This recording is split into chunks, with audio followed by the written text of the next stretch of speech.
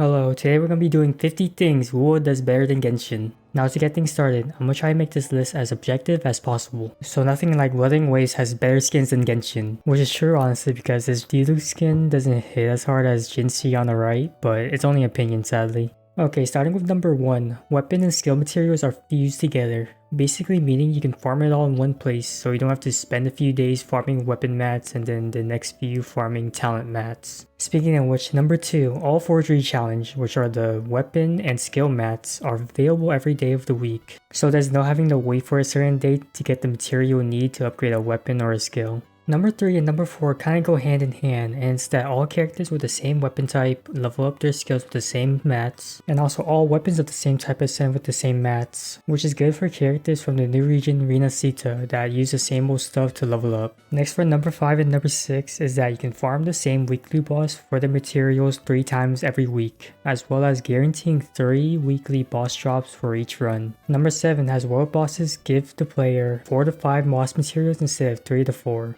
And number 8 is a stamina overflow mechanic, which means that if your stamina aka your wave plates go over its cap, then some of it will be saved so you can use it for later. At number 9 and number 10, your characters do not need gems in order to ascend, so it's just one less thing to worry about when leveling up your characters. And characters only use 60 local specialties to reach max level. And for those who don't know, local specialties are the items you collect in the world so that you can ascend your characters. Also at number 11, local specialties respawn daily instead of every 3 days in Genshin. Number 12 has it so whenever you mark something you want to find, a specific location is shown to you without the need of a character with a skill that locates them for you. Next at number 13, you can attain echoes, which are the artifacts of QoL without having to spend energy, and how you get them in this game is whenever you defeat an enemy, there's a chance of their echo dropping. Which leads into number 14, which is the first 15 times you kill a boss, their echo drops 100% of the time for the first 15 times you defeat them. And just saying, after you use up those 15 times, you're still able to farm them, it's just sometimes when you kill them, you get nothing.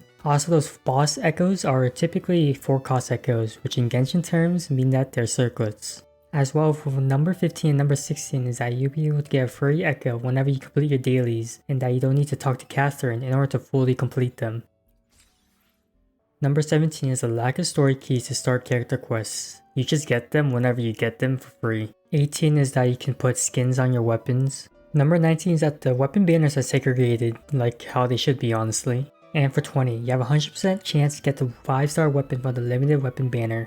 No 50-50, you get what you see, which is very nice of them. For number 21 and 22, you're guaranteed a 5-star at 80 pulls instead of 90, and the drop rates are slightly better with QoL having a 0.8% to 1.8% depending on soft pity, while Genshin is at 0.6% to 1.6%. Number 23 lets you buy the newest 4-star in the shop so you don't have to go fishing for it in the limited banners. With number 24, the shop also lets you buy wave bands, which are the constellations of QoL for characters you already owned. Number 25 and 26 has this beginner banner guaranteeing a standard 5-star for you, and whenever you reach Union level 45, which is the game's version for Adventure rank, you'll receive a free standard 5-star weapon of your choice. Number 27 lets you do character trials for the characters you already own anytime you want. Next, 28 gives you a gadget that lets you do shooting puzzles without having to swap to a character that can do those puzzles. 29 lets the player wall climb edges that protrude outwards. Number 30 and 31 has the synthesis table menu option to be able to craft anywhere you want, as well as it costing no money in order to craft.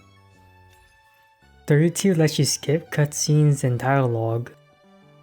33 gives cave entrances map icons on the world map. Number 34 gives the game 120 max FPS, but only if you have an RTX 30 series or above. 35 makes life more convenient by making it so that a sprint doesn't cost stamina as long as you're not in combat.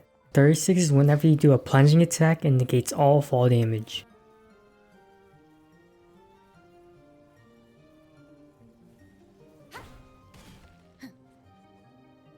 For numbers 37, 38, and 39, the game gives you both a free grappling hook gadget and a free treasure compass gadget. And whenever you would use the treasure compass in QoL, it reveals all nearby treasures instead of just one. At number 40, you can hold F to collect all items within a pile. 41 is that you're able to change your party immediately instead of taking 1 or 2 seconds of waiting. Number 42 lets you change the gender of your main character anytime you want. Number 43 has it so that whenever you complete a domain, it also includes the enemy's drops. Number 44 lets you know what stuff you're missing in the exploration progress. 485 is if you purchase the paid battle pass, then you instantly get the Asteroid reward instead of having to wait to be at level 50. And also at number 46, battle pass levels go up to level 70. For number 47, in Genshin in order to fly you have to indwell a bird, but in WoW you can just fly as long as you're high enough in the air. At number 48, you can regain flight energy by just landing on the ground. And number 49, flying in WoW gets you a lot further than flying in Genshin.